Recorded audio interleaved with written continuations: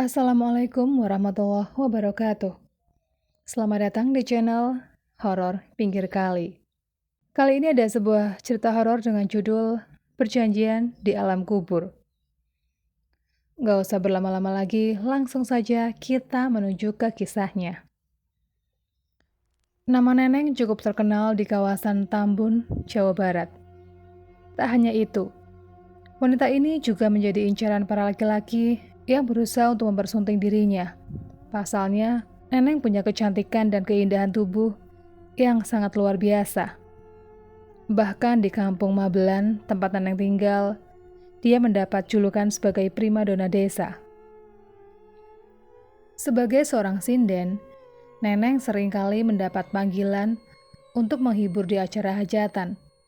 Bermula hanya di daerah tempat ia tinggal, nama Neneng mulai dikenal oleh banyak orang. Akhirnya hampir tiap malam, ia harus berkeliling dari satu desa ke desa yang lain untuk memberikan hiburan. Kepiawaian Neneng dalam menari dan berjoget memang patut diacungi jempol, sehingga tak heran jika dalam penampilannya banyak laki-laki yang nyawer atau memberikan uang sekedar untuk bisa berjoget dan menyentuh tubuh Neneng yang sangat menggoda. Makin sering Neneng menghibur, makin banyak laki-laki yang berusaha untuk mendapatkan cinta dari Neneng. Setelah sekian lama hidup melajang, akhirnya Neneng membuka pintu hatinya pada seorang pria yang sangat mencintainya. Sebut saja pria itu Nandar. Singkat cerita, Nandar berhasil mempersunting Neneng dan mereka membangun biduk rumah tangga yang sangat bahagia. Tapi sayang, kebahagiaan yang mereka rasakan tak pernah terasa lengkap. Karena setelah 5 tahun menikah, mereka belum juga diberikan keturunan. Merasa tak bisa mendapat apa-apa dari Neneng, akhirnya Nandar mulai menebar pesona dengan wanita lain yang tak kalah cantik dengan istrinya. Alhasil, perselingkuhan yang dilakukan oleh sang suami terdengar juga ke telinga Neneng. Karena merasa kecewa, tak ada lagi kata sepakat dari mereka berdua. Akhirnya pasangan ini memilih untuk menentukan jalan hidupnya sendiri-sendiri. Selanjutnya, Neneng menjalani hidup seorang diri.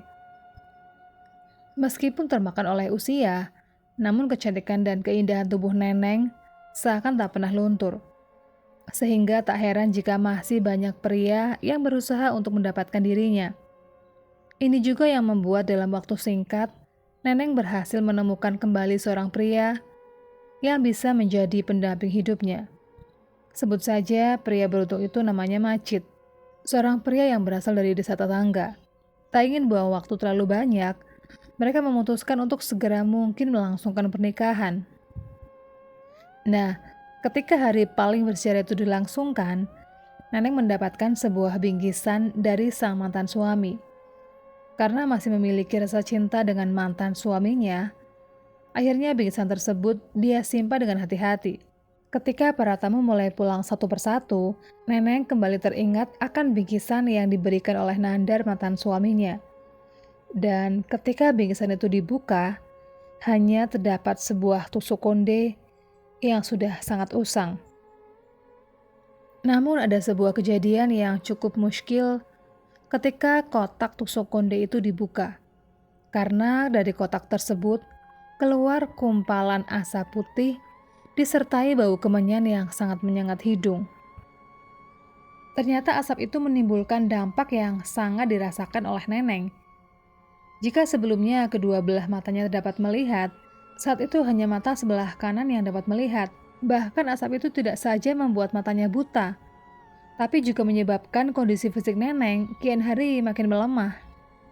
Nah, karena sering sakit-sakitan, akhirnya Neneng ini memutuskan untuk meninggalkan profesi sebagai seorang sinden. Berbagai upaya penyembuhan mulai dilakukan oleh pasangan suami istri ini, tetap saja hasilnya tak pernah memuaskan. Namun dari sekian banyak paranormal yang didatangi, dapat ditarik kesimpulan kalau Neneng terkena guna-guna yang dikirim oleh orang yang merasa sakit hati padanya. Konon, orang yang tega melakukan hal ini pada Neneng adalah mantan suaminya sendiri. Mungkin Nandar masih mencintai Neneng, sehingga dia tidak rela jika mantan istrinya membina rumah tangga dengan orang lain. Sayangnya rumah tangga yang mereka bangun harus terlewat dengan cepat karena takdir. Majid yang sangat mencintai dan menyayanginya harus pergi meninggalkan selama-lamanya karena sakit yang tak kunjung sembuh. Rupanya kematian sang suami membuat penyakit Neneng juga semakin parah. Hingga pada akhirnya, Neneng juga menyusul jejak suami tercintanya. Masyarakat yang ketika itu mendengar Neneng meninggal, segera berdatangan untuk mengurus jenazahnya.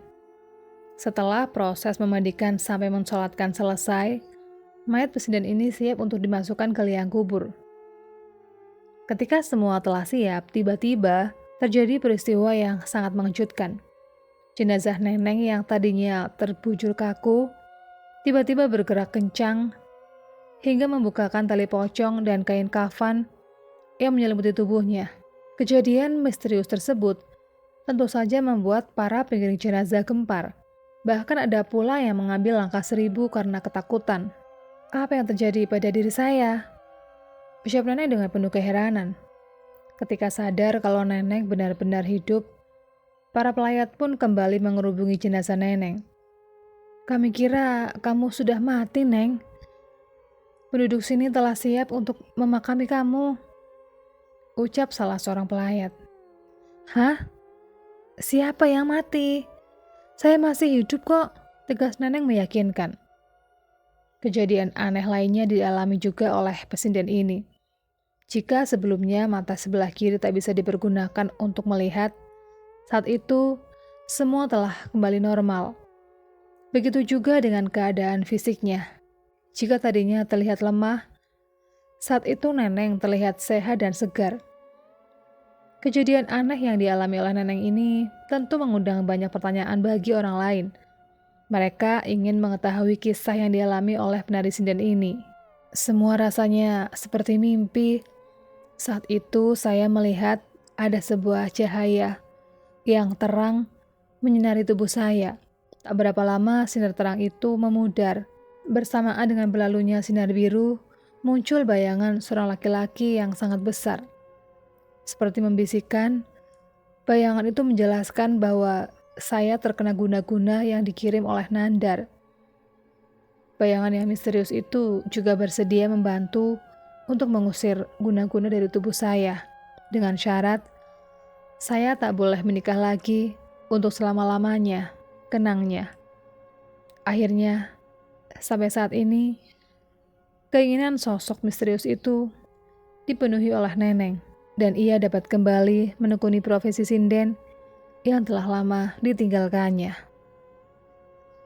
Demikianlah cerita hari ini, dan kita jumpa lagi di video berikutnya. Assalamualaikum warahmatullahi wabarakatuh.